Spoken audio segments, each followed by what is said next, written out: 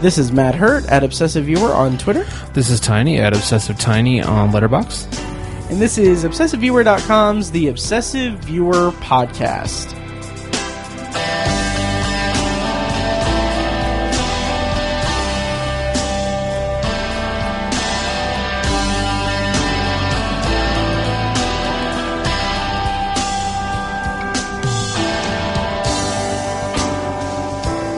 Hello and welcome to The Obsessive Viewer. We're a movie and TV podcast that covers a specific topic, be it genre, trope, movie, or show, each episode. You can find more of our work at ObsessiveViewer.com and more of our podcasts at ObsessiveViewer.com/podcasts.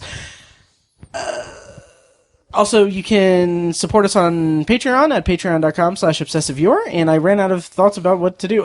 You can also follow us on Letterboxd at ObsessiveViewer, at ObsessiveTiny, and at I Am Mike White. Today on the podcast, we are going to be reviewing episodes 1 and 2 of Game of Thrones, Season 8, Winterfell, and A Night of the Seven Kingdoms. And Tiny, how's it going, and what did I miss in that, off-the-cuff thing? You're right, I didn't cough. Yeah, sorry. I had to get that in for both of us. I am well. Good. Very well. Nice. I don't know. I don't think you missed a lot, really. I don't think so either. Yeah, we hit the horror button and talked about. Yeah. Also, you can donate at obsessiveviewer.com/donate. Yeah, you can do that. Yeah. Totes my goats. Yeah. So, Tiny, we have a lot of stuff to. Well, quite a bit to cover. It's been a while. It has been a while. Let's start yeah. with that. We have been kind of out of commission for the last few weeks, which is funny because this is April 2019. It is the biggest month in our lives. Yeah. Essentially. Game of Thrones, Avengers Endgame, Breakthrough. Are you familiar with that movie, by the way? No. It's oh, yeah, I've seen the trailers. Yeah. Based crazy Right, stuff. right. Also, Twilight Zone, but, Yep. Tiny, you're going to make an appearance on my solo podcast anthology, right? I am. Are you excited? Uh-huh. Nice. Okay. I thought there was going to be more. I know, so did I. I'm so excited to be able to be on this amazing podcast. I got nothing. Oh, that's fine. Yeah. Have you rated and reviewed Anthology on Yeah. Apple Podcasts? Okay. Yeah. Cool. I think so. Okay, I don't know. I honestly, if you want to support us, go and rate us on iTunes and stuff. I rarely check that because I do not want to be. I don't not want my feelings hurt. Yeah. So, let's talk about Game of Thrones. This is going to be. We're kind of getting back into the swing of things after a little 3-week little hiatus here. And honestly, in terms of plot, there's not a lot of ground to cover with these episodes. So we're going to kind of have a free-form kind of discussion of each episode. First, before we get into it, Tiny, what were your anticipations for the final series? How did you feel about Game of Thrones going into it? I know that we have had over the last several years, we've had bonus reviews where we talk about each season, just about each season. I think there's one or two that we missed, and we started in season 3, so there's that. But how did you feel about Game of Thrones going into the final season? And even though everyone and their mother has watched the episodes, just fair warning, we're going to be spoiling season 8, the first 2 episodes, Winterfell and A Night of the Seven Kingdoms, in this episode. So if you haven't watched those 2 episodes, go watch them, come back and listen to us. So Tiny, expectations for season 8, thoughts on the series up to this point? Soup's high. I had soup's high expectations. I had salads high. Hey, nice. I had half sandwich. Okay, let's stop. Let's stop. A little French dip. Sliders. I don't know. Dragon slider. So I had really high expectations because it's the last season and it took them 2 fucking years to make it. And, the last season was so great. I think they just left us all wanting so much, and the internet wouldn't shut up about it for the last 2 years. The last couple months, it's just been 60 days till Game of Thrones, 26 days till Game of Thrones, and it's just like, oh my god, I know. Oh my god, I know, I'm the same way. So, high expectations, and I thought they were going to kind of like launch out of a cannon, or like so right out. You know, it's like 6 episodes, not a lot of time. Even these extended episodes or whatever, not a lot of time. Yeah. Like come on, let's hop to it here. I was so surprised by those. Me too. Just because Me too. really thought that too. I thought we were just going to hit the ground running. Yeah. I figured there would be White Walkers in Winterfell at like the 30-minute mark. Yeah. Like that's what I was thinking. But I'm so glad they didn't do that. Interesting. Because I don't know if I haven't really, honestly, I haven't like read the reactions to the episodes like online. I've really just been doing the memes because they're fantastic. Right. But like I've been really satisfied with them, and I think it's because it just speaks volumes to how great these characters are, because it's so satisfying to see them come together. Yeah. And they've all been apart for so long, or they've been at odds for so long. Yes. And it's just like, we're so familiar with these characters as individuals or in cliques, if you will, but to see them all come together, it's just like, oh man, how's this guy going to react to seeing this person again? Exactly. Or it's like, how is this going to, like, you know, reference all the memes that you've seen over the last 2 weeks. It's been fascinating to watch all that play out, and it's been satisfying. And I think it's because, you know, there's a fantastic plot afoot in this show that we're all in love with and want to see what happens. But I think we just love these characters too, and to see them do what they do the last 2 weeks has been just charming and satisfying. And it's not what I expected, but I've really enjoyed it. Same here. Like, it's interesting because let's see. So, I've really liked Game of Thrones, quite a bit over the last several years. I've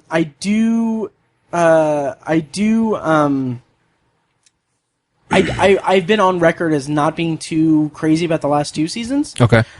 Specifically last season, I don't know, something about it just didn't feel that momentum that I do every episode. Like, okay, Game of Thrones is a series that gives me severe anxiety when I watch it. Like, yeah. I feel so tense every time, and I did get that feeling from season 7, but I think that just the knowledge that at that point they were well past the books, and they didn't have, like, they were kind of going through uncharted territory. Like, the time frame kind of got muddled. Like, ravens were going really fast. Yeah. Gendry was traveling really fast to get to, like, it just seemed like they were taking some shortcuts and everything, and that kind of dampened the experience for me. And also just I don't know, I just felt like I wasn't as connected to the story as I was throughout the seasons leading up to that. So going into season 8, I was like, okay, we'll see what they do. Like, I was excited and everything, but I was kind of like, is it going to be classic Game of Thrones, or is it going to be, you know, this new Game of Thrones? Jury's kind of still out. We'll see at the end of the 6 episodes. But man, I had such an interesting experience watching the first 2 episodes, because the first episode I was a little, like, I wouldn't say I was a little lukewarm on, but I was like kind of just like, okay, it was good. It was good. Not a lot happened. Yeah. A lot of setup, a lot of just getting people in place. But the more I thought about it, the more I enjoyed it. And a friend of the show, Robert, in Utah, he actually pointed out that a lot of the first episode kind of mirrored the pilot episode in unique ways. Like, it did, yeah. Yeah, like the kid climbing to see the arrival of the king and queen. Right. Ending with Bran and Jaime looking at each other. Yeah. And some other stuff. Also, we'll get into the tweets and everything and like reactions, but one tweet that I was really, really proud of this tweet. So, as if you guys are coming at this from in the future, the end of season 7 saw Jon Snow and Daenerys Targaryen. Khaleesi. Danny. Yeah. Wow. How do you Khaleesi, Mother of Dragons. Yeah. Daenerys. Daenerys. She and Jon hook up, and it's all like, oh, you know, it's incest. Right. But they don't know it.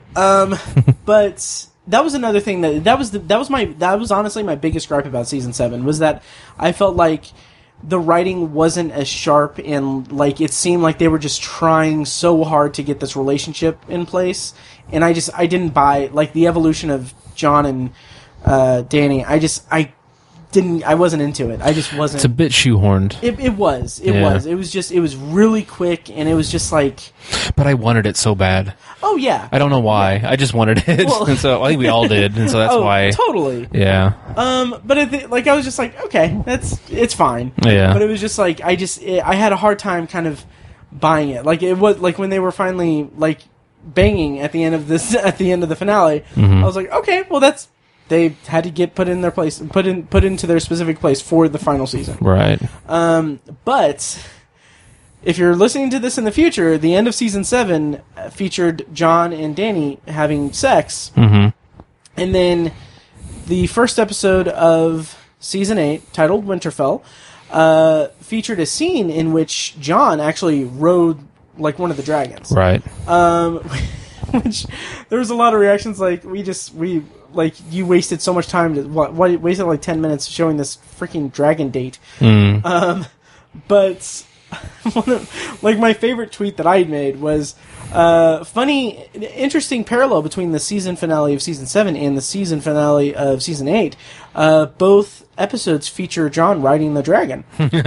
Nice. So that's awesome. I was really proud of that. That's good. But yeah, so how did you feel about episode 1, Winterfell? And also, did you notice that they did not release like the title of the episode until like after it aired? Right. Yeah. So right. That's a practice that I don't. It's what it is. What it is. But right. It drives me a little crazy, like seeing like when you go onto HBO Go, it's like Game of Thrones 68. It's like that's not the title of the episode. Right. And there's no need to shroud it in that much mystery either. It's just the title of the episode. I don't think it's that big a deal. I think it's I agree. Yeah. Yeah. Again, I enjoyed it. I think, like you said, there's a lot of setup, a lot of politics, a lot of moving the chess pieces into their positions. But I think it's a little more than that. It's a little more complicated than that. I enjoyed the politics of regime change, if you will, because we know how the people of the North are not receptive to outsiders, and right. And it's a rough transition, even though I think a lot of them have the feeling that it might be the right way to go. That's just their nature. And I think a big part of their whole thing, because judging from what Sansa said to Dany in episode 2, is that they want to be independent of the Seven Kingdoms. Right. They want to be their own thing. And I think that's an underlying kind of thing. Also, by the way, before I watched the first episode, I watched an hour-long recap of the entire series. Oh, really? On Screen Junkies. I literally sat here for 55 minutes and watched this recap that went beat by beat, like all the plot elements, and I was like, that was perfect. Nice. That's exactly what I needed. I should have done something like that, but I didn't. I wanted, a couple months ago, I was thinking, like, can I get it all watched before? I really thought I could too. Yeah, because I've never seen any episode more than once. Oh, interesting. I've never rewatched any of it. Wow. So it would have been good to do it, but I think rewatching TV shows is more of a challenge now than it used to be. So a luxury you don't really have anymore. Exactly. So I am hoping that after the series ends, I'm hoping to rewatch the series from the beginning, and then finally read the books. Okay. Wait another 10 years for the rest of the books to come out. Yeah. So yeah. Yeah, but I think the politics have been interesting to watch. Just, these people don't like each other, but they're kind of, they're kind of forced to come together in this moment of need. It's desperate times call for desperate measures type situation here. They have to bury like a murder of hatches. I don't know. Yeah. Like hatchets. Yeah. I don't know with a bundle of hatchets. Right, it's a challenge. Yeah. And it's not even that necessarily people have wronged other people, but it's like, Davos was so loyal to Stannis for so long, and it's like loyalties have shifted so much, and like Tyrion's a Lannister, and it's just like there's Starks and Targaryens, and all these people have to come together, and it's like they're not necessarily enemies, but they're not friends either. Right. and just that dynamic is just really fascinating to see. And I appreciate it a lot more than I thought I would. Even though I kind of wanted and I was expecting like some action. So did I, but I was fine with her not. One thing, and there were like little things here and there in the first episode where I was like, okay, I was a little shaky on like the whole. I can't remember who. I think it was Bran who said to Dany, said like the Night King has one of your dragons. We don't have time for this. Which I thought was great because it's like okay, he's cutting to the chase, but it's also like I feel like maybe that was the first time that Dany like found out that her dragon had been turned into like a zombie. Yeah. Like, maybe spend some time like talking about that. Right. Like I know we've had 2 years to know about that. Yeah. But it's also like, and I had time to know about that before I watched the episode because some fucking person on the internet spoiled it for me. But that's fine. It's it's cool to post something on Facebook 2 minutes after the episode airs. Right. Totally cool. But anyway, still haven't forgiven that person. Like if the finale leaks, and I almost want to find it, watch it, and then spoil it for that person. Nice. Because a Lannister always pays his debts. Yes. A podcaster always pays his debts. Yeah. Anyway, what were your expectations and whatnot? My expectations were the same as yours. I was expecting more action, and I was a little lukewarm on the kind of not lack of action, but just more. I felt progress. Yes, progress. Yeah. Like I really thought because like okay, they have 6 episodes to tell the final like story leg of the story. I thought like okay, we were going to go fast paced. Like I figured, like I knew that episode 3 was going to be the big battle. Okay. And so I figured okay, well they're going to have like some kind of crazy stuff happen in the first 2 episodes and then like the battle, and I'm like we're not going to have time to breathe. That's all we had time for in the first 2 episodes. Yeah. The second episode I liked a lot more than the first one. Not to say I didn't like the first one, but again, it was just setting pieces on the chessboard. We got King's Landing. Cersei and Euron Greyjoy. That whole thing, like I don't know. It kind of like I don't remember. I wish I could have rewatched the series before going into the final season. But like, I feel like he was doing the same stuff last season, like saying like, "Oh, I'm gonna fuck the queen." Yeah. Only I think he was talking about Dany for a while, but then he's like, "Oh no, Cersei's the queen. I'm gonna fuck the queen." And then like finally, he gets to fuck the queen. Yeah. And it's like, okay, that's fine. But I don't know. Something about his. Maybe I just don't like him. Like he's awful. Yeah. And there's a distinction to be made. Like I don't know. It's hard to gauge whether or not if I don't like him as a character or if I don't like the actor. I think the actor does a fine enough job. He was in something else, I can't remember. But I kind of feel like his character, the way they write him, he's a little too much. Yeah. Like he's just too...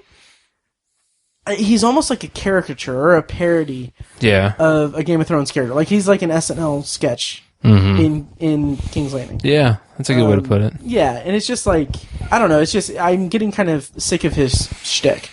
His character is why I stopped reading the books. That's right, I remember you mentioning that. Yeah, because I think it was the 4th book or maybe even the 3rd. I don't remember, but like in the first, I don't know, few chapters, they're at the Iron Islands and this guy shows up and I'm like, really? There's a new fucking character I gotta learn? And I was like, man, I don't care. I don't care about this guy. What's going on with Tyrion and Khaleesi and the Starks and all these people? I don't want to learn about this new fucking guy. I don't care. And I was just upset. I was like, you're a great writer, man, but damn it, let's go. And that's why I stopped reading the books. Interesting. Not that it was bad. I'm not trying to say the books are bad. I'm just saying they weren't for me. Right. And I get more out of the show. So that's understandable. Yeah. Are you going to revisit the books at any point? I don't plan to, no. Interesting. Don't plan to, because who the fuck knows if they're ever going to get finished. That's true, too. Yeah. That's true. Okay, say, for sake of argument, that it gets finished. Like, he hammers down, finishes the books, people rave about them. Would you... would you seek them out knowing that obviously like the books the show has diverged from the books far enough that we know that the ending of the series is not going to be the ending of the books. Okay. Will you reconsider reading the books? Yeah, I'll consider it. Yeah, I will consider it, definitely. Cool. After you listen to Anthology. Yeah. So that's stupid. So anyway, so he finally fucks a queen. And what did you make of the scene where he's like, I'm going to put a son in you? Yeah. And she's like, hey, that's a good idea because she's romantic. already pregnant. Right. Yeah. Oh, that too. Yeah. What did you like? Sure. Yeah, I don't know. I'm not that interested in it, really. Yeah. Because I'm not sure what her plan is. She's just trying to have an heir in place, or I really don't know what her plan is. And it's because she's crazy, right? It's like, it's not, what are you fighting for here, lady? Yeah. You're not going to have any land to rule over or whatever. I do think it's a little, I don't know how to phrase it because it's not like it's convenient or anything. It's a little cleaner than I like my Game of Thrones to be. That the whole like this setup of this season is like, okay, well, they're gonna have their little fight in the north with the zombies, and then whoever's left, that's what Cersei's just gonna decimate them, and she's gonna take over everything. Like that's the whole plan, and like both sides know that that's the plan, and it's just like it kind of seems like it's a little clean, like it's not like that. And I guess we're in terms of the story, we're past the political intrigue and the family betrayals and stuff, because it's much like the Night King can turn people into whites and White Walkers, and there's not much room for Lannister sending their regards and stuff. Right. It's reality. Yeah, exactly. Harsh reality. Yeah, so it's like I get that we can get like a linear plot points and everything, but it's just like I don't know. It just seems a little clean there, and then you introduce this whole like. What did you think of this also? But you introduced the whole idea that Cersei is paying Bronn to go kill her brothers. Yeah. How did you feel about that? That was again like a little bit, to use the term again, shoehorned, or it's like by the time we got to season 2, by the time we get to episode 2, you just kind of forgot about it. Yeah. Because it's just like, how realistic is this? Right. At this moment, and it's like, how do I don't understand. I think Cersei's the most irrational person, and so it's like I think other people see how irrational she is, but they're just kind of riding the wave still. Sure. And that being Euron Greyjoy and Bronn, that's like the easiest wave to ride at the moment. Yeah. Just kind of play things out and see what happens, And so it's just it doesn't feel real. It doesn't feel like Euron is actually trying to create some kind of monarchy or like insert himself into what he thinks is going to be the winning team. I think he's just taking the easy route. Yeah. I really don't know. It doesn't seem like it doesn't seem like that's going to factor into the end game, right? Or like Bronn. I think Bronn is just doing the same thing. He's like, I'm just going to see how this plays out. Yeah. But meanwhile, she gives him this order, and he's just like, okay, like what's with this fucking family, right? So yeah, I don't know. I'm just. It's hard to interpret, I guess. And I'm just not that interested. It's hard to focus on anything other than the White Walkers. It's just that's a big part of it too, right? As far as Bronn is concerned, like Bronn, of course, played by Jerome Flynn, who's going to be in the new Dark Tower TV. He is. Anyway, please be good. But yeah, he like it just seems. It seemed like, not contrived, but it seemed like it was, contrived or manufactured drama. Yeah. Like, okay, we need something to link King's Landing and Winterfell. We need this character to stay relevant. Exactly. Yeah. And also, I didn't know this, and apparently, like, obviously, for, like, hardcore Game of Thrones fans that are listening, I apologize because this is obviously common knowledge. But I just kind of found out specifics recently that do you know anything about why the scene where Bronn is given the crossbow was between Bronn and some random members of the Queen's Guard? No. Jerome Flynn used to date Lena Headey. Right, and they won't speak to each other. They won't speak to each other. And Yeah. I think it's in Lena Headey's contract that she will not be in a scene with Jerome Flynn. I think I knew that. Yeah, so that's why they're never on screen together. I think that there's one scene in last season when they all meet at King's Landing, to reveal the White Walkers. Yeah. I think it's that scene, but Bronn talks to Tyrion, and then he's like, "Oh, I'm gonna go get some ale or something." Yeah, and leaves. So that's funny. Yeah, so that's pretty interesting. So by the end of episode 1, how did you feel going? How did you feel about episode 1 overall? It's hard. It was hard not to be optimistic, just because you're so happy that it's back, and it's finally back. Yeah. So I felt pretty good, and like I said, it's not what I expected, but I'm strangely pretty happy with it. It's like I said, the characters are just so great, and we're so connected to everything now. It's hard to dislike anything, I guess. Right. I think maybe years from now or whatever, which I think it'll be years before I rewatch all this. Oh yeah. Yeah. If I'm watching this if I'm binging it essentially, and I get to this part, I think my opinion might change, and I'm like, yeah, they should have done this differently, or this could have been done differently.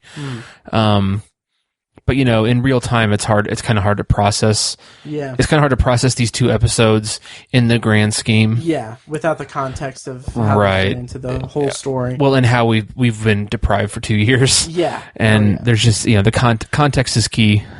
And also, a couple of things. There was a tweet that again, tooting my own horn, and I'm sorry, tweeting my own horn. But the scene where Sam tells Jon about his true heritage.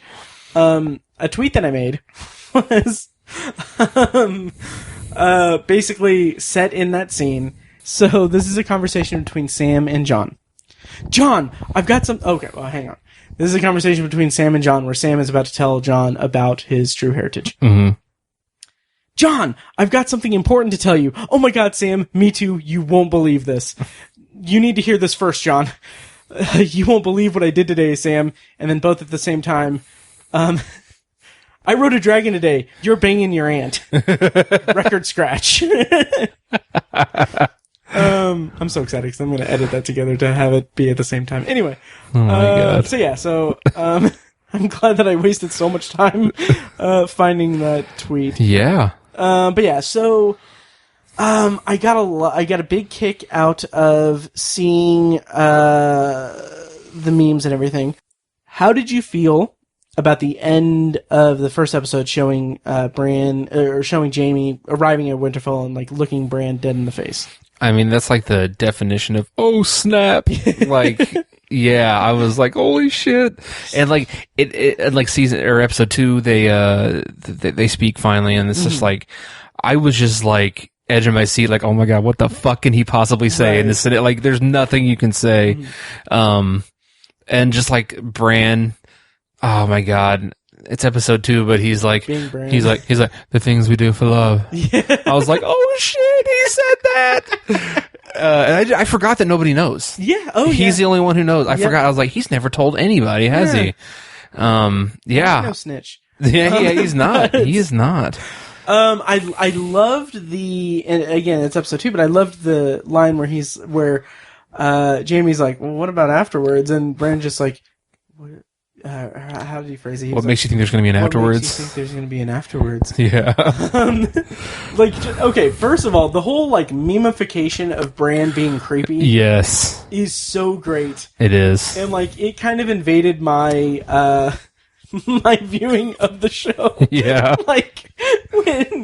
when Jon hugs him or whatever. Yeah, I kind of just imagined, because in the last season or so, when he says to Sansa, you looked very pretty on your wedding night. Yeah. Which is fucked up because she was raped on her wedding night. Right. But I keep putting that weird, creepy thing into every other situation that he has in the series. So, when Jon hugs him, he's like, you looked really pretty when you were fucking your aunt. Oh my god. Or next episode, Arya's gonna go up to, you looked really pretty when you were losing your virginity. Oh my god. Just super creepy. Dude. Yeah, totally. But yeah, I was super, I ended up being impressed by the episode overall, the first episode. The more I kind of reflected on, I'm glad that they're taking their time and everything. And it's interesting because on one hand, it's like, okay, well, they said they have like X number of hours left of story. And it's like, I kind of took that to mean like, okay, they're going to, speed it up and everything. But it's nice that they're taking their time and everything. And it's kind of nice to let the characters grow into their final, like, moments. Yeah. Everyone's gonna fucking die. Right. Yeah, so going into episode 2, how did you feel, and what did you think of it overall? Going into episode 2, I was expecting things to ramp up a little bit, but then I was like, I don't think they're going to get to the battle yet. I really don't know. And so, I didn't really know what to expect with episode 2, really. I wasn't sure. And so, as, like a few, probably 10 minutes in, I'm like, all right, this is all going to be about the night before, like enjoying your last moments. And like, this show has just been jam-packed with tragedy and just people being separated, families and lives wrecked. It's a dark fucking show, right? And like the Starks, like, it's so fucking sad. And it's like, we can't have nice things in Westeros, and it's like, this can only last for so long. And it's like, it's been so nice over the last, I don't know, maybe a couple episodes or two at the end of season 7. And the first episode, it's been nice having everybody back together, and it's been enjoyable, and it's been everything I wanted. Right. But it's like, this is going to end bad. And so, like, let's enjoy this for now while we're at it. And I was like, nobody's going to sleep the night before this. This is potentially the end of the world. And so, I was like, I'm just very interested to see how all these people interact with each other and what's going to happen. And, some shit's going to be hilarious. I just know it. Some stuff's going to be dramatic and sad. There's going to be some sadness. I was like, I knew that this was going to be after, like I said, like probably 10 minutes in, I was like, okay, there's not going to be action here. I was like, I think this was the better episode because it was like, let's enjoy this. And it's like, as the audience and as the filmmakers and the writers and the set designers, costume, the actors, everybody, let's just enjoy this for this episode because a lot of it's going to be gone after next week. And that's exactly what I wanted. And I didn't know it. And it was great. So I tweeted about this, like, okay, episode 2, A Night of the Seven Kingdoms, it is, on paper, it is like the most fan service episode ever. It is. Like, we finally, like, the entire episode is putting characters together to it's essentially wrapping up multiple story arcs. Yeah. Because everyone thinks they're gonna die, everyone's probably gonna die. Also, something so cool, I'm sending it to you right now. There was a promotional, like, poster for the final season before the premiere, that this is so cool. It shows the dead bodies of everyone. Oh my god. Covered in snow in the shape of the Iron Throne. And if you, like, zoom in, you can see, like, there's Dany, Bran, Jon, Arya, Brienne, the Hound, Varys, like, everyone is in this, and they're all, like, dead, and it's like, it's the coolest, like, promotional thing. But I hadn't seen that. Yeah. But as fan servicey as this episode was, my god, it could be one of my favorite episodes of the entire series. Nice. It is astounding.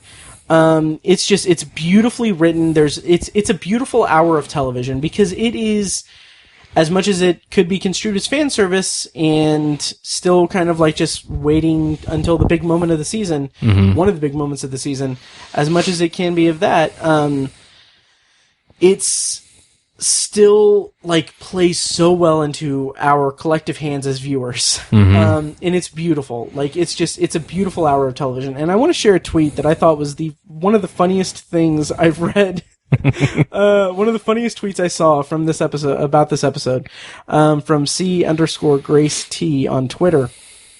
And this is in reference to the fireside, like, camp out, like, knighting scene, like, sequence. That was just freaking amazing. It was. Loved it. Yeah. The tweet, the tweet was, okay.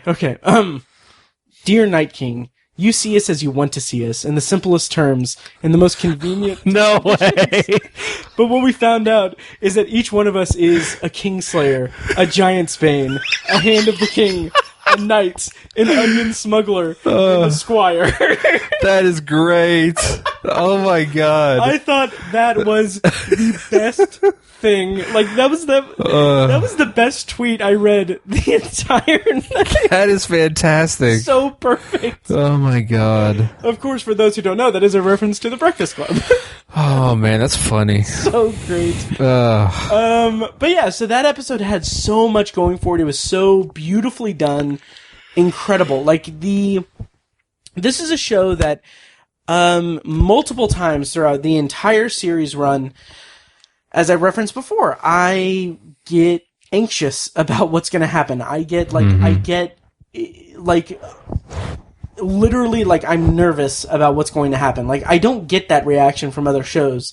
This is just a show that I know that it's not going to go the way that I think it's going to go. And it's like the show has conditioned me into being shocked by things. But this episode was unique in that it was just characters reuniting, meeting up, having their final words together, in some cases probably. And it gave me a different kind of anxiety. Like, it gave me this feeling of dread. Like, I am not emotionally prepared for whatever's going to happen on Sunday. I know. Like, I feel like it is going to be... I feel like there is potential that the Battle of Winterfell could be, like, the most devastating episode of all of Game of Thrones. Yeah. And this is a show that has built itself upon having devastating moments. And I can't fathom what's going to happen.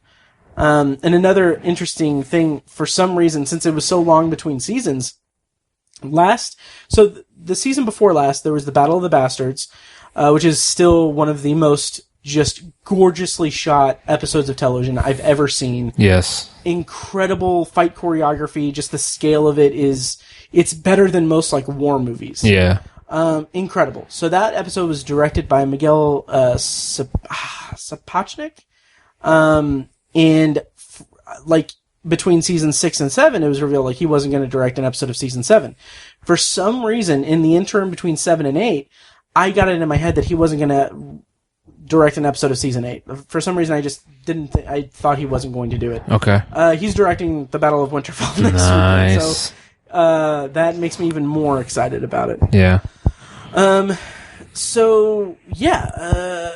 Let's talk about Arya and Gendry. Gendry. First of all, there was a bit of... I don't want to say controversy, because that's stupid, but there was backlash over it. Like, people were like, oh, that's so disturbing, you know, we've watched her grow up and everything. Right. Did you feel any of that? Oh, yeah. Okay. But I didn't see it as a controversy. I was just like, oh, this is weird, because she's my little sister, and, right. You know, but I was like, oh, she's a woman now, you know. It's one of those things. Yeah. I don't know.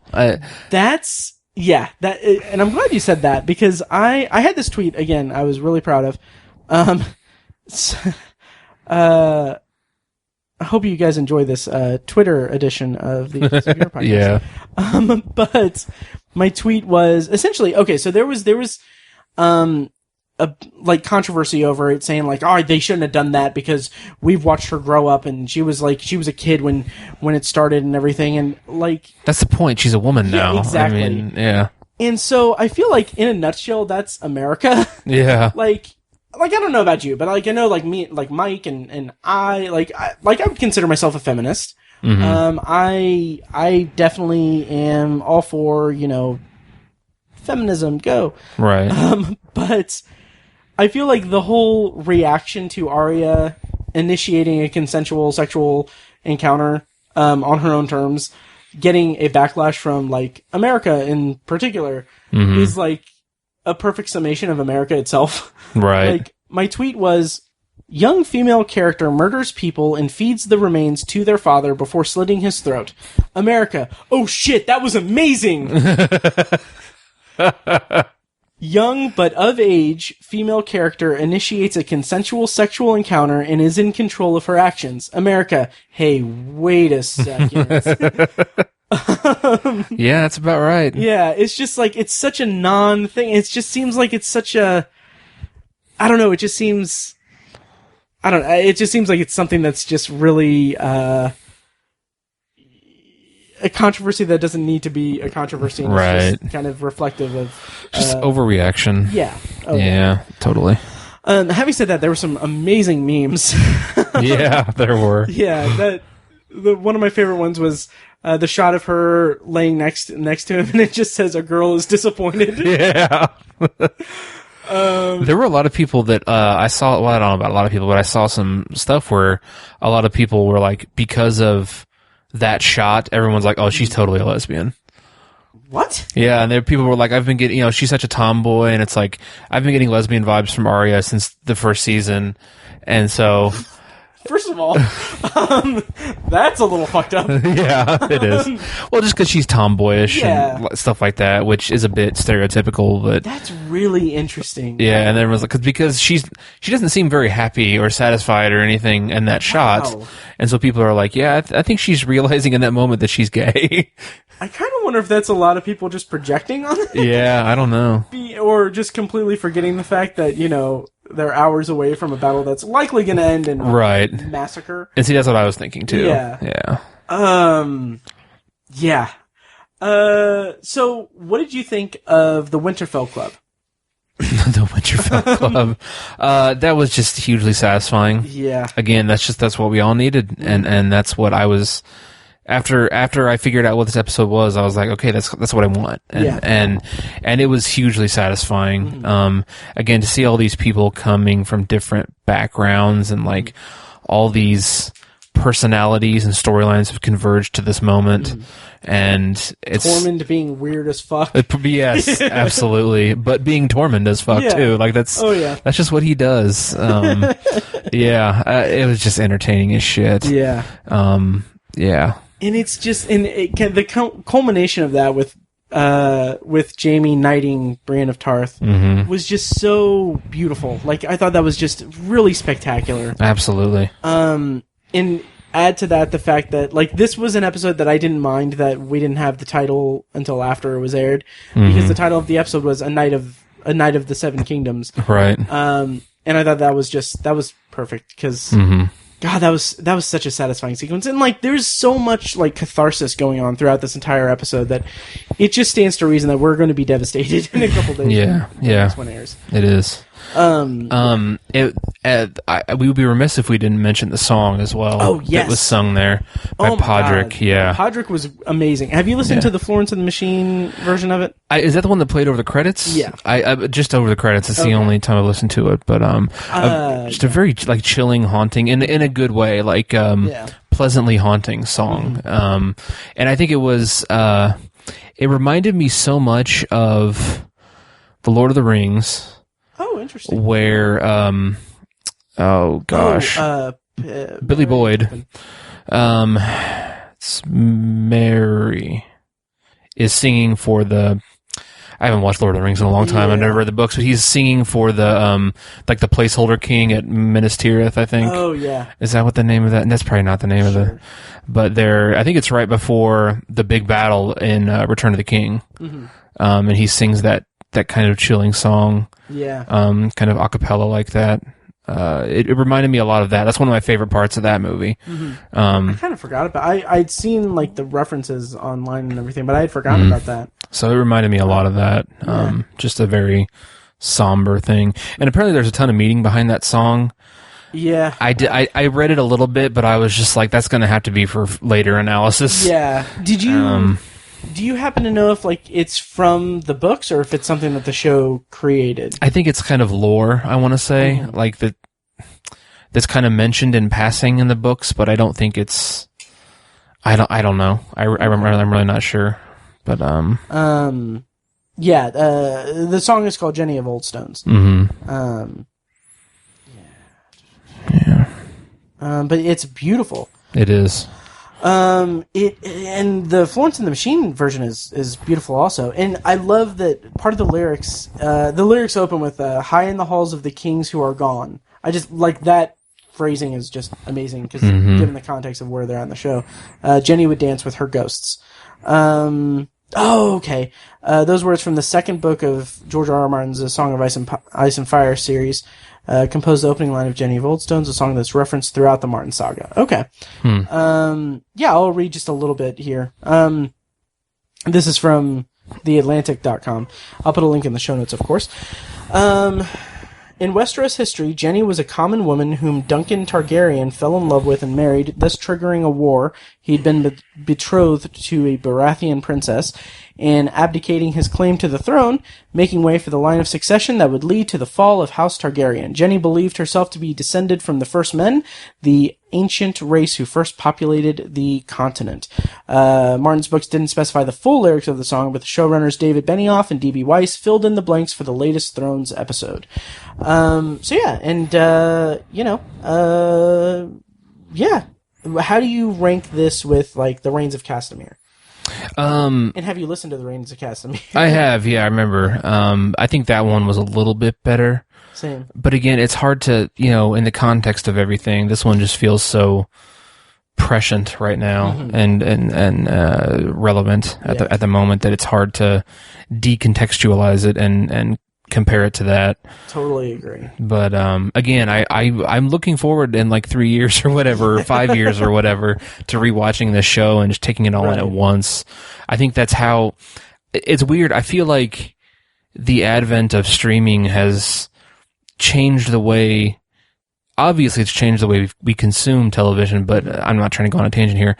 Right. But it's changed the way that we analyze it as well. Totally. Because I feel like when you watch something if you watch all 60 episodes of something at once, it completely changes the way you interpret it. Also, every asshole has a podcast. Exactly. Some have 3. So yeah, I think it's. That's why I think it's cool that we can rewatch stuff now and we can watch things the way that we do because it allows us to nerd out in different ways. Totally. And it allows us to interpret things differently too. 30 years ago when they were reviewing shit, it's like you watched it once and that was it, and you watched it episodically. Yeah. And it's there's stuff that you might not pick up on, and it allows filmmakers and creative people to add so many different layers and details and Easter eggs into their stuff that can be picked up later on. And I feel like Game of Thrones is going to be full of that. Totally. Yeah. Absolutely. And not to bring it back to my shameless self-promotion, but like perfect example of that is the new Twilight Zone. I've watched each of those episodes like 7 times. Yeah. And put together all of my notes and everything. Right. But these episodes I've only watched once, so sorry guys. But yeah, the song I think is beautiful. I think that in the grand scheme of things, I like the Reigns of Castamere more because it's a lot. Like you said, I have a lot of time away from like the Red Wedding, and the Reigns of Castamere as a song. Granted, I haven't read it in the books or anything, but like I picked up on it and I read like the information about it after the Red Wedding episode aired. That like the story of the song is it's the story of Tywin Lannister. Basically, I believe it's him having a conversation with the like last like Lord of the family of Reigns. Oh, okay. And like it's him like murdering this guy and completely wiping this family off the map. And just like I don't know, something about that context or whatever the real context is, not from my vague memories of it. Yeah. With the song is just a haunting quality to it. Yeah. But I feel like maybe after the next episode, the Jenny of Old Stones will have a more darker and tragic context because people gonna die. A little bit. One of my favorite lines of the episode was Tyrion saying, him just saying like, we're gonna die at Winterfell, then him being like, who knows, when I die, maybe I'll march on to King's Landing and go after Cersei. Yeah. I was like, that's pretty awesome. That was funny. What did you think about the scene where Theon Greyjoy shows up? Oh, yeah. Yeah, I liked it, of course, but like... Because I've always had interesting feelings on Theon, because I feel like he never had a chance to be not a shit. Right. Because he was just shit on his whole life, and his whole arc throughout the series has been incredible. It is nuts. Mm-hmm. Yeah, and like I feel like... It is removed penis. Nice. But no, he's been, from the get-go, he was just this captive and just treated as this outsider his entire life. So it's like he was bound to turn on you and just be a shit. And he did that, and it backfired on him horribly. And I'm not saying I feel bad for him at times, and it's like I think he's earned the shit that he's been through. Mm-hmm. But I want to see him succeed and make things right, and like I want to see that, because of the lot he was given in life wasn't really fair, and he was paying for mistakes that other people made. Mm-hmm. When we get to the final part of this episode, you're going to be upset with me. Oh, really? Yeah. Okay. I love his reintroduction to Winterfell in this episode, and I love like the bond he has with Sansa particularly. Right. And it kind of just brings home just the arc that he's had. Like you said, like he was Ned Stark's ward, because he kept him after oh my god, what's his father's name? Oh, I'm trying to think of his name. Papa Greyjoy. Oh god, I thought I could come up with it, but I can't remember. Anyway, like, is after his failed like revolt against Robert Baratheon, and like he was raised by the Starks, and he didn't fit in. He was just the ward. Mm-hmm. And when he comes back after the war breaks out at the end of season 1, he's trying to prove himself to his father, Papa Greyjoy, and he does that by taking Winterfell, and like he has this mixed allegiance, and like this, like you said, he doesn't have he was dealt a shitty hand, and also he lost his penis. Yeah. Arguably one of the most important things to a man. Right. And especially him, like he was, Lothario. Yeah. It's a good way to put it. I was going to say he was a pussy hound. Oh, yeah. Lothario. But yeah, we'll talk about him in a bit. Okay. What'd you think of the scene with Dany and Jon at the end, where Jon is like, "Hey, boo, I'm kind of your nephew. Right. I don't know if you're into that." Yeah. She's all like, "You gonna take my throne?" Right. He's like, "I have more of a claim than you do." Yeah. And then saved by the horn. Right. Exactly. How did you feel about that, and where they could possibly lead this storyline? It's awkward, but it's supposed to be awkward. Yeah. And it's funny because I don't think the awkwardness stems from them having sex with each other. Right. I think it stems from she's like, "Well, totally you trying to take normal. My throne?" Right. Yeah. Right. I think it's going to end up crushing us, because I feel like the way they set that up, like Saved by the Horn there, I feel like one of them's going to die this week. You really think so? Maybe. Oh, I think one of them's going to die, and it's never going to get resolved, and it's going to be an unfortunate ending. Or there could be a scenario where it's like, oh, Jon gets stabbed and he's dying, and she finds him on the battlefield before he dies, and they get to have a final conversation, and it could be something like that. I have no idea. I could be way off. It could not be that at all, and they have to talk to each other again in a perfectly normal setting, and it's like, okay, this is awkward again. What's going to happen? And I don't know. Like I don't know. That's interesting. And we'll talk conjecture here in a bit. But yeah, I didn't love it, but I didn't hate it either. Like it just seemed more necessary, kind of. Right. Like in a pair of episodes where there isn't much plot progression, when we do have plot progression like that scene, it seems like it's lacking the substance of like a well-written scene. It seems more like they're just pushing through that information. Right. And how many ways can that conversation go? Exactly. That's the other point. Yeah. He could start out with being like, "Hey, boo, I'm your nephew." Oh my gosh. But that's really interesting, because do we have any other thoughts on the whole episode? Because there was a lot of stuff. There was a lot. But is there anything... Not necessarily. Was this the episode where Dany talked to Sam? Yeah, that was the last episode. Was that the first episode? Oh, yeah, we didn't talk about that. Yeah. Oh, my God. She's like, I killed your daddy and your brother. Oh, shit. And that was so awkward, because he was so just like, awkward. Well, I guess now I'm there of my house, or my brother will be more right. lenient than my father was about that. Yeah, and that's interesting. Like, my God, I think John Bradley, is that the actor's name who plays Samuel? I think so. Phenomenal job. Totally. I love that because he's like crying, but he's doing this whole kind of like political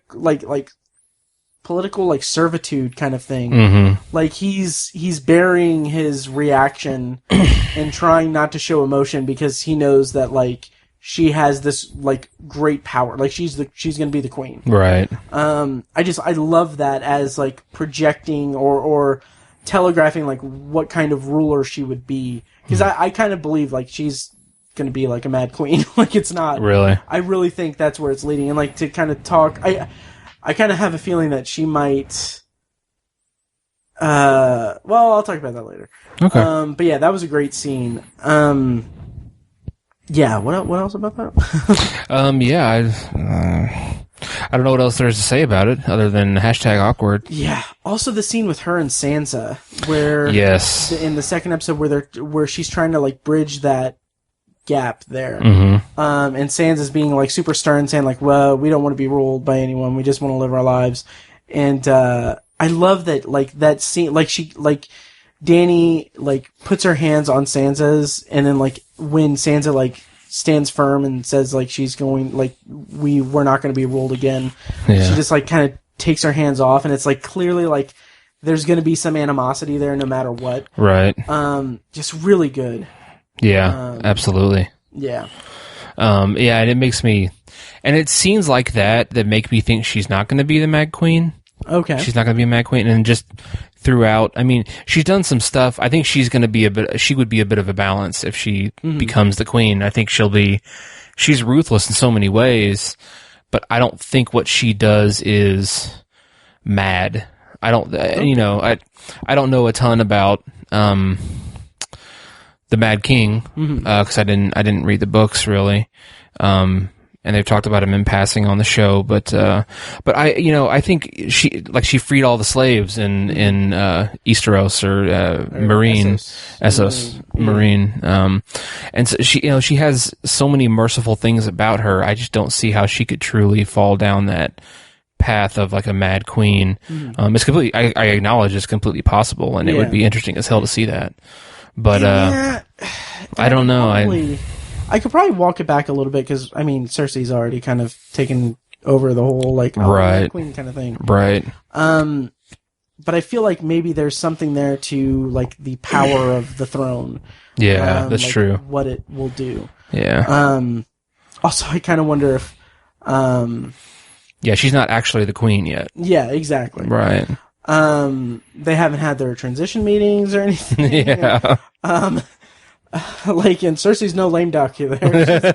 She's got her plans. Yeah. But also I kind of feel like there may be more importance to Gendry and Arya. Like, oh, really? I kind of feel like maybe my pet theory at the end of the day is that I wonder if, like, after everything is said and done, Dany's going to be gone, Jon's going to be gone, and Cersei's going to be dead, and Arya will give birth to a son who is a Baratheon by blood and thereby has the throne. I don't know how that would work or anything. Yeah, that's interesting. How our babies form. But I don't know. That's something that I'm thinking about. Well, and I don't know how I mean, Robert Baratheon is basically a usurper. Yeah. And so it's like, that's how he gained his right. That's why I say that Dany and Jon will have to be... Right. But, like, so why, if Dany and Jon are gone and there's no Targaryens, there's no actual right, divine right, if you will, what makes what makes Gendry and Arya's son the rightful heir. Like, why not a kid from Dorne, like a prince from Dorne or whatever? Like, I would think in terms of the Baratheon blood, even though he isn't a usurper, right? Yeah.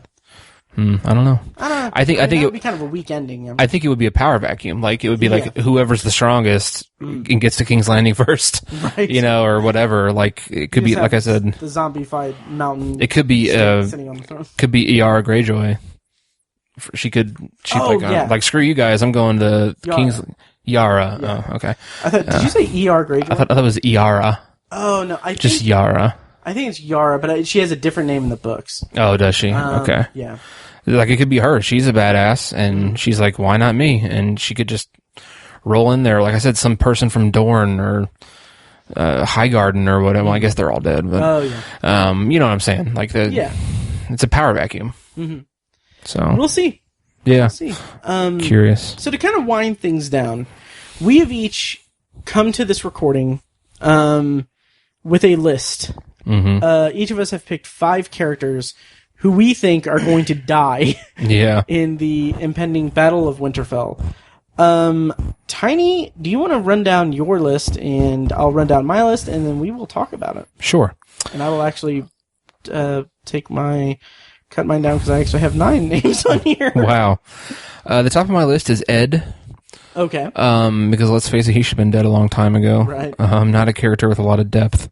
And I feel like they kind of telegraphed it this week, where it was him, Sam, and John on the ramparts of Winterfell, and they were like, look at us, we're the only 3 left, or whatever. Yeah. I was like, yeah, at least one of them's gone, and it's gonna be Ed. So he's gone. I feel like the next 4 people on my list have been enjoying themselves way too much. Okay. And it's like, you're not supposed to have nice things. Sure. You are the ones who are supposed to suffer or whatever. And it's like, you're having a good time and it's just going to get ripped away. Theon Greyjoy, I think he could possibly die. And I feel like he kind of wants to. Yeah. To sort of make up for how he acted. The Hound, interesting. Not I guess for him, it's not necessarily that he's in such a good place, because he can't be in a good place. He's just a miserable person and always will be. But I think it would be ironic that he is the least humane person in, like, the whole series, arguably. And it would be funny if he died saving humanity. Right. It would just be ironic, and I think it would be kind of fitting for his character. Jorah Mormont. Oh, interesting. Yeah, there's some people who think he could be significant in some way. I can't remember. There's way too many theories floating around. Yeah, it's in the whole mythology, like, people are saying that he could be the prince that was promised. Right. By the Lord of Light. Right. Asarasai or whatever. Yeah. I think that's signified by the fact that Sam gave him the sword. Yeah. Okay. The Valyrian steel. Right.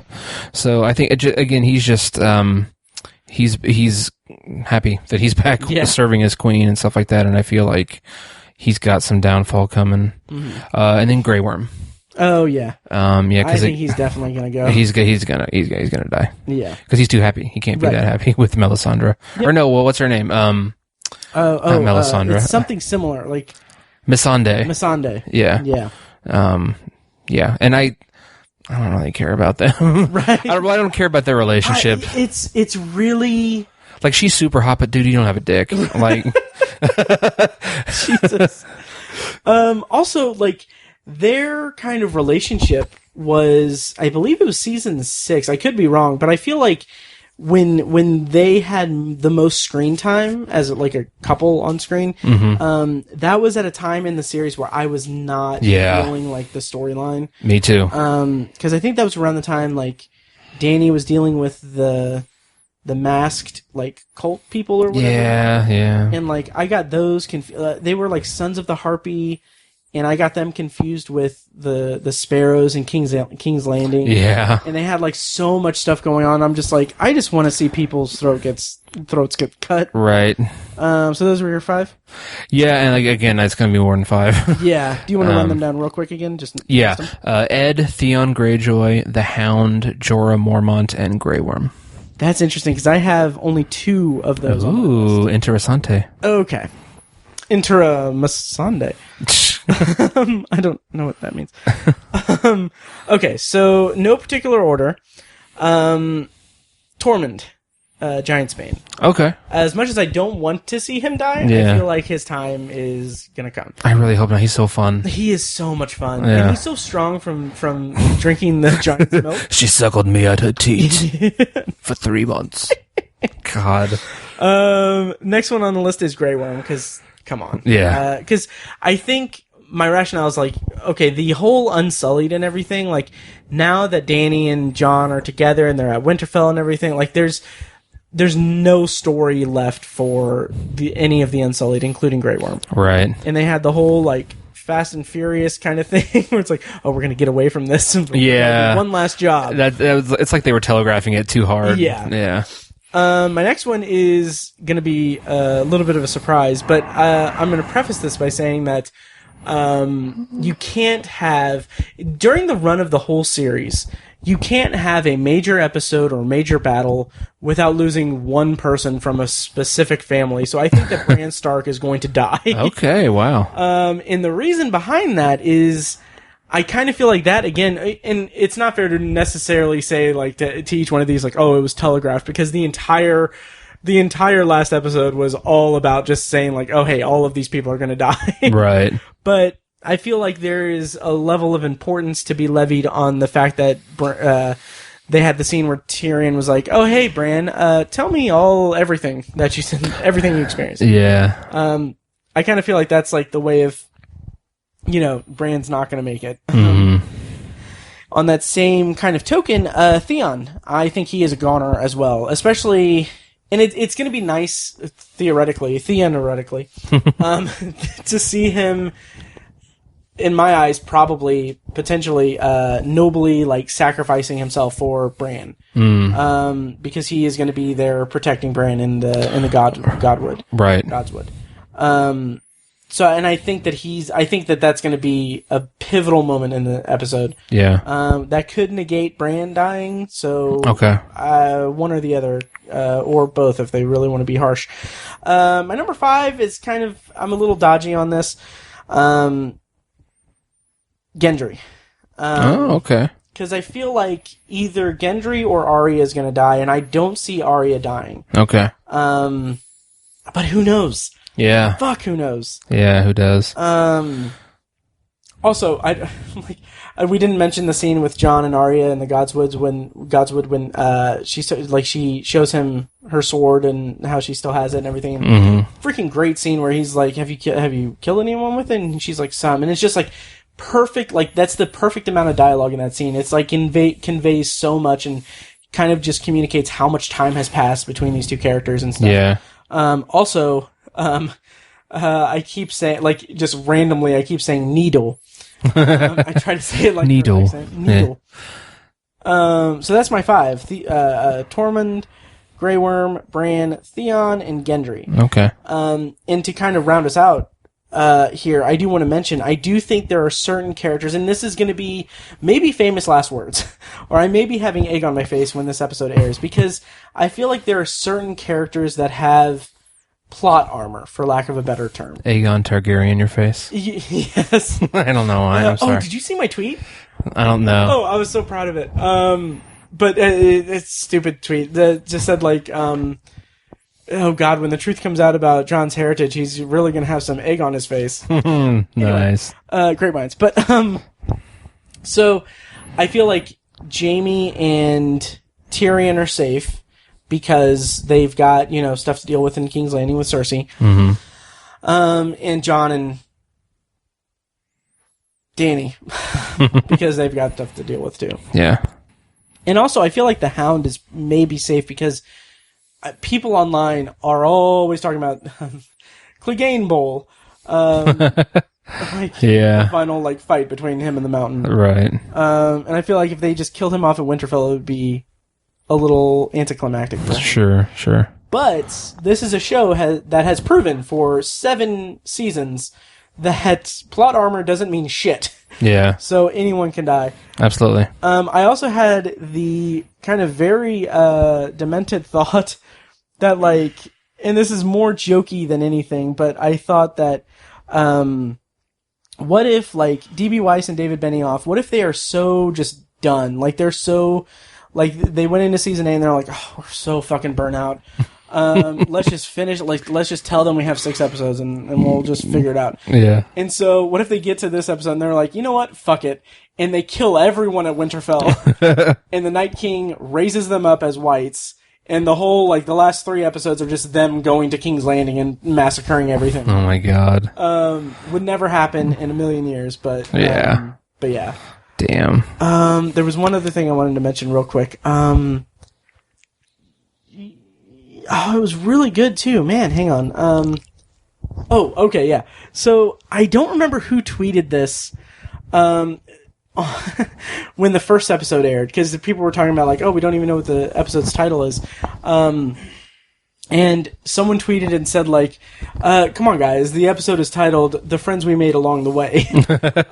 Which I love that as, like, a joke, a running joke throughout the internet and stuff, just like, oh, the real Game of Thrones was The Friends We Made Along the Way. It's just, I have just an affinity for that.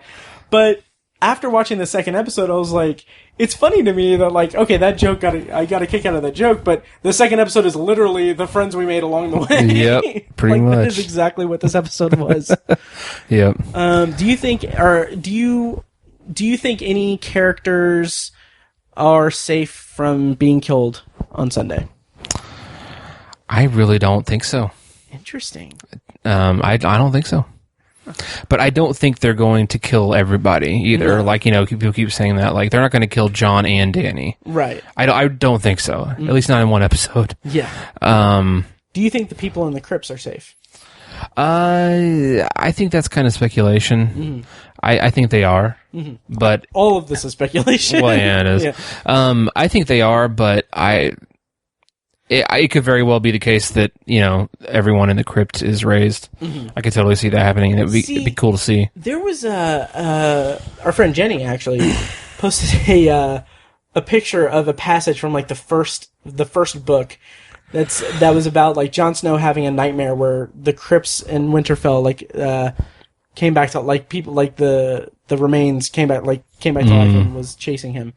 And, like, okay. I don't see that happening at all. I think that would be a little bit of a stretch, even for Game of Thrones, because I feel like it's implied that the Night King has to touch someone to make them rise up. Right. But I do want to say that I think that there was such an emphasis, like, there are, like, maybe multiple lines in the second episode, at least twice, that someone says, like, oh, you're going to be safe in the crypts. Yeah. And so I feel like if someone says you're going to be safe somewhere in Game of Thrones, you're not going to be safe somewhere in Game of Thrones. Right. So I think that'll be kind of we'll see how we'll report back. Yeah. I think it was Jon Snow, the actor. Kit Harington. Thank you. He was on one of the late night shows, and he said that this battle coming up took them 55 nights to film. Oh my god. 55 nights to film it. That's insane. It's crazy. Like, okay, peek behind the curtain, we have planned to do, like, episode reviews, like, pair up episodes, like 2 episodes like this for the last season of Game of Thrones. But I'm going to pitch an audible. Maybe we should just dedicate next week's episode to the Battle of Winterfell, because I feel like there's going to be a lot to dissect. I think there will be. Okay. Yeah. Also, I'm really hoping to see Bran use his warg skills on a dragon. Oh, man, that would be awesome. Like, control a dragon. Ooh, that would be cool. And it would be especially cool if he tried to warg into the ice dragon. Yeah. And take over it and turn it against the Night King, and that's how the Night King gets killed. Oh, that would be cool. That'd be cool as shit. So freaking cool. Yeah. But I also would love to see the 2 good dragons fight the ice dragon. Oh, me too. I mean, that's kind of a tragic thing, sort of. Do you think one of the dragons will die? Probably. I think so. I think, if there's a happy ending to this battle and they win and later on they march on King's Landing, I think Khaleesi will be marching on King's Landing with at least 1 dragon. Okay. I'd be surprised if she weren't. Yeah. But I agreed. But if that happens, we'll see. I think it'd be cool if Bran like took over used his warg skills to go to like get into the ice dragon, and he uses it to kill the Ice King or the Night King right before the Night King is about to kill him. That would be cool. Like the Night King left his dragon off yonder, and then Bran goes all wide-eyed, and he's just sitting there, and the Night King's walking up to him, about to stab him, and the dragon just comes in and just kills the Night King. That would be awesome. Like, are you saying like they would kill the Night King and Bran? Yeah, he'd like kind of sacrifice himself, but also take out the Night King. Man, I'm gonna be disappointed if that doesn't happen. I know, like that'd be cool as shit to see. That'll be good. Right. Well, I think we can kind of wrap it up a little bit. Yeah. Bonus conjecture and everything. As we're recording this, it's Thursday, April 25th. Yeah. As we're recording this, people across the country are watching Avengers Endgame. Yes. I'm not going to get to see it until probably Saturday. Right. Tiny are going to see it Monday or Tuesday. Probably. In the spirit of this episode that we're doing, who do you think's going to die in Endgame? I think at least one major Avenger is going to die. Mm-hmm. And I think it's going to be like, I don't think it's going to be like Hawkeye. Mm-hmm. Like, I think it's going to be Cap or Iron Man or Thor. I think it's going to be one of those big three, or it could be two of them. I don't even know. But I think one of them is going to die. Interesting. Amongst others. Mm-hmm. I really think Tony and Cap are going to die. Both of them? Both of them. Okay. Yep. Especially Cap. I'm fairly certain he's probably going to die. Okay. Yeah. And I think that Ant-Man is going to warg into... I got nothing. He's going to warg into the Infinity Gauntlet nice. and use it to take out that. The whole thing about Ant-Man you've heard this. Oh, yeah, yeah. Ant-Man shrinking down and going into Thanos' ass and becoming big. Right. That is something. It is something. I enjoy that. Why wouldn't he go into his ear? Yeah. Like, why does it have to be his ass? Because people are gross. Fair. Also, have they confirmed if next week's episode is an extended episode? They did confirm the runtime for all the episodes. Oh, I didn't know that. Yeah, we actually talked about it in the last episode. But I didn't think they did all the episodes. Yeah. They did? So. Oh, okay. Yeah. Game of Thrones. Episode 3 is going to be 82 minutes. Okay. Yeah. Wow. Mm-hmm. Craziness. Gonna be a good one. Yeah. Gonna be cool. Well, I think we can put a bow on this episode. I think so too. So yeah, once again, guys, thank you guys so much for listening. Let us know who you think is going to die. Not just in Game of Thrones and Endgame. Just who do you think is going to die? In general, you know? Your neighbor, Uncle Bob. Yeah, I know. Yeah. That's fucked up. It is, yeah. But yeah, let us know what you guys think, and we'll be back next week. I think we're going to do Battle of Winterfell, and then maybe eventually we'll do something on Tower Junkies. But check out Anthology for my bonus reviews of the new Twilight Zone hosted by Jordan Peele, and also the OG Twilight Zone. I'm kind of hitting my groove there at the expense of this podcast and Tower Junkies, so check out that. Thank you guys so much for listening, and we'll see you next time. Thanks, guys.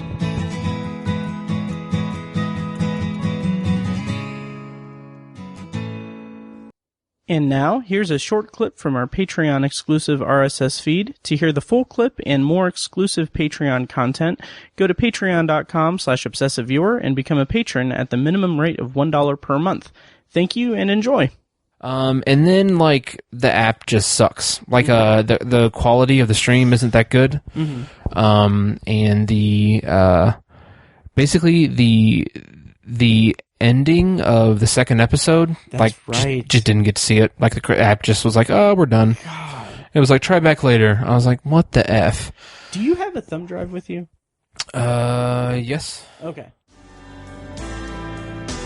The Obsessive Viewer podcast is edited and produced by Matt Hurt and presented by ObsessiveViewer.com. For a full archive of our episodes, go to ObsessiveViewer.com/OV archive.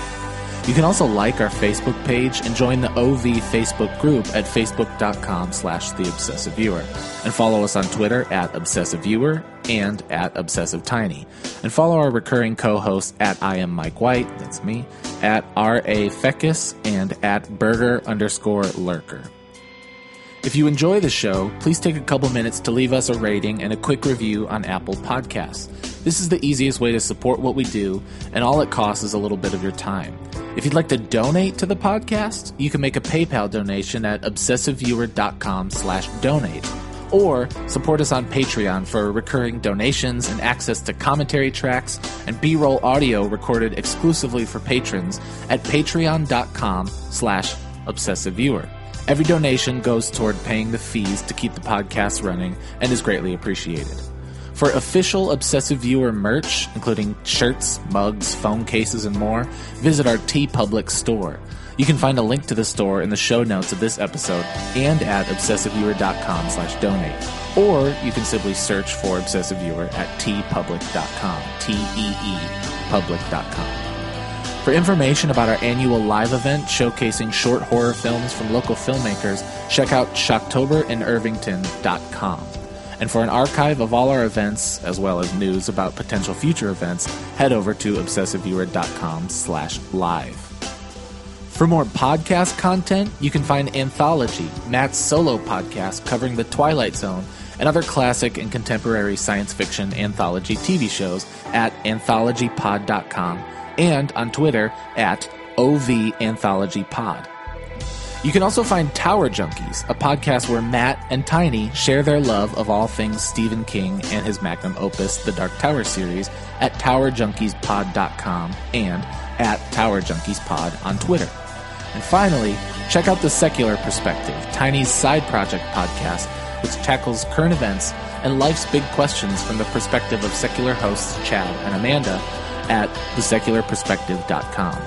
The theme music for The Obsessive Viewer comes courtesy of the band Loudlike from their EP Mistakes We Must Make. Additional bumper music is provided courtesy of As Good As It Gets, which can be found at facebook.com/asgoodasitgetsband. Thank you so much for listening, and we'll see you next time. Kitty!